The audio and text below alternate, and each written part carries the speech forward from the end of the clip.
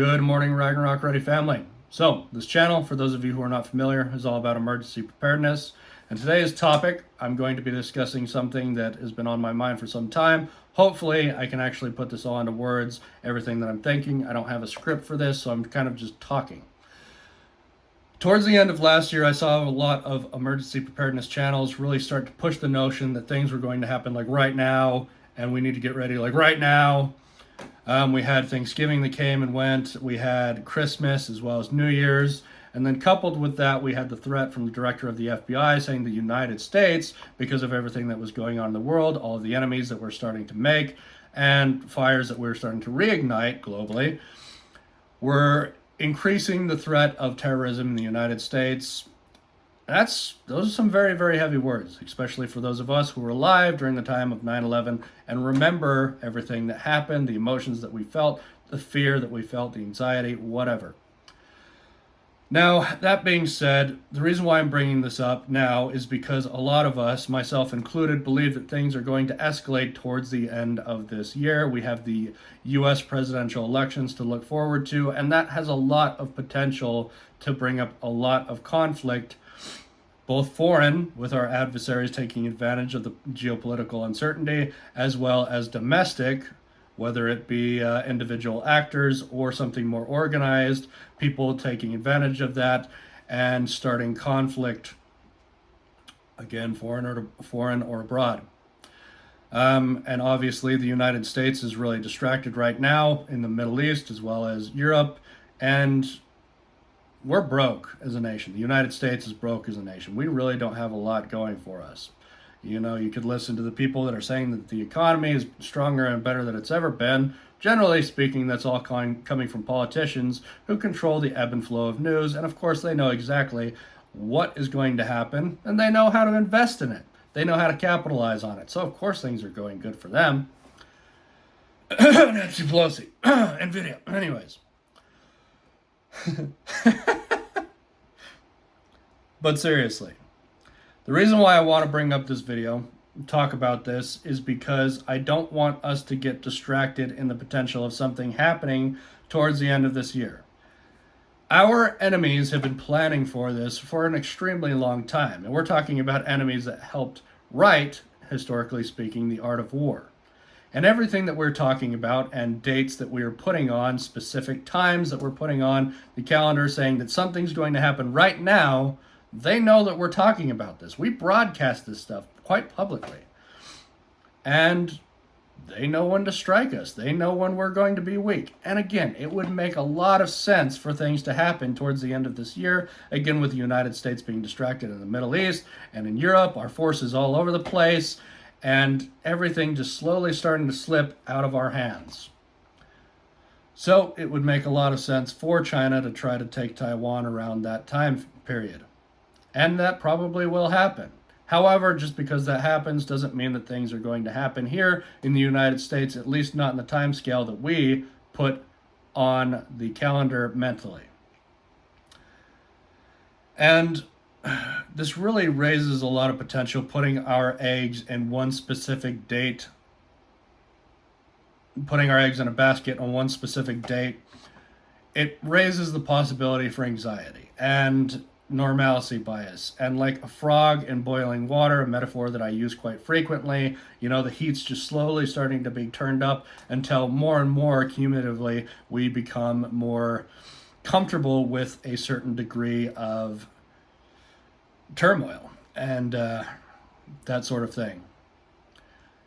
And with putting our eggs into a specific basket on something happening at a certain point in time, if something doesn't happen the way that we expect it to, or when we expect it to, or how we expect it to, if something doesn't happen, then we're potentially setting ourselves up for failure, because if something doesn't happen, then we might look at it and say, oh, well, because something didn't happen, nothing is going to happen. And then we have potential of letting our guards down. We stop preparing. We stop working so hard in our garden. We stop our freeze drying, our dehydrating. We stop doing our drills, our reloading, our gear drills, stuff like that.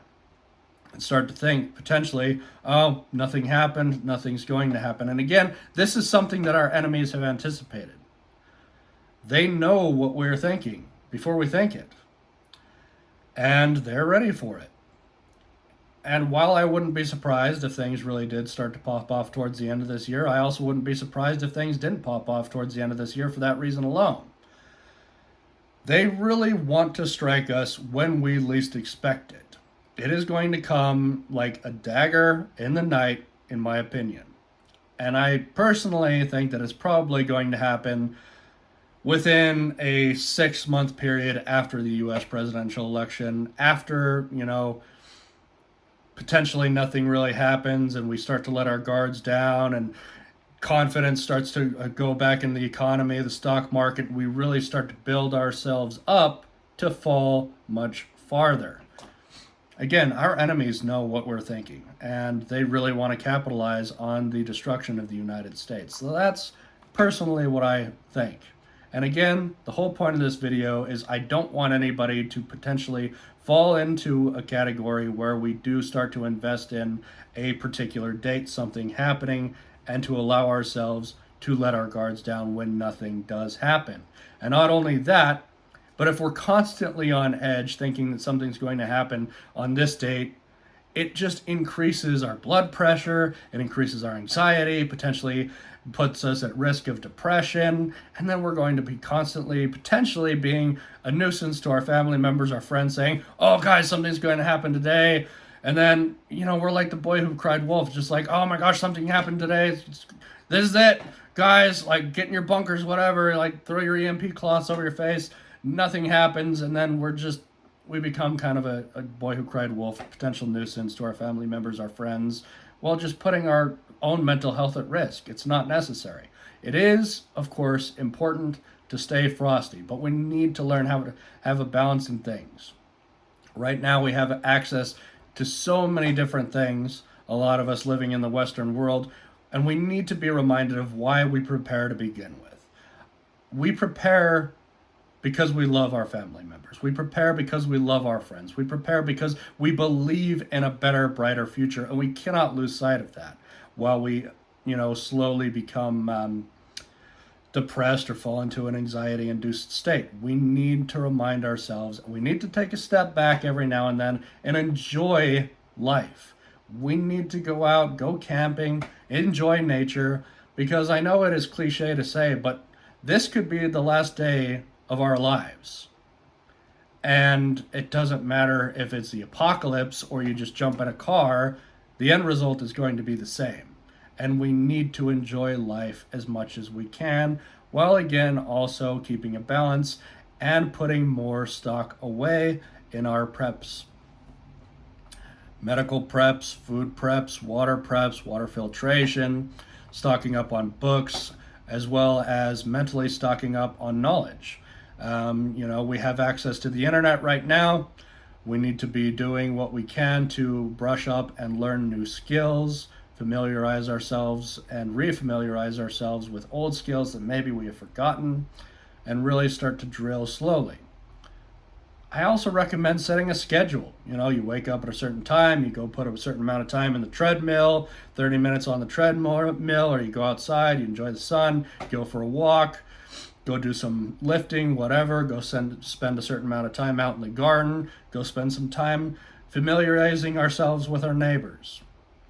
And the reason why I bring this up as well is because if some of us allow ourselves to become too anxiety induced during everything that's going on in the world, then we can falsely look at our neighbors, coworkers in a view that is extremely discriminatory because of their race, background, religion, whatever. We cannot allow ourselves to fall into a state of hate or bias.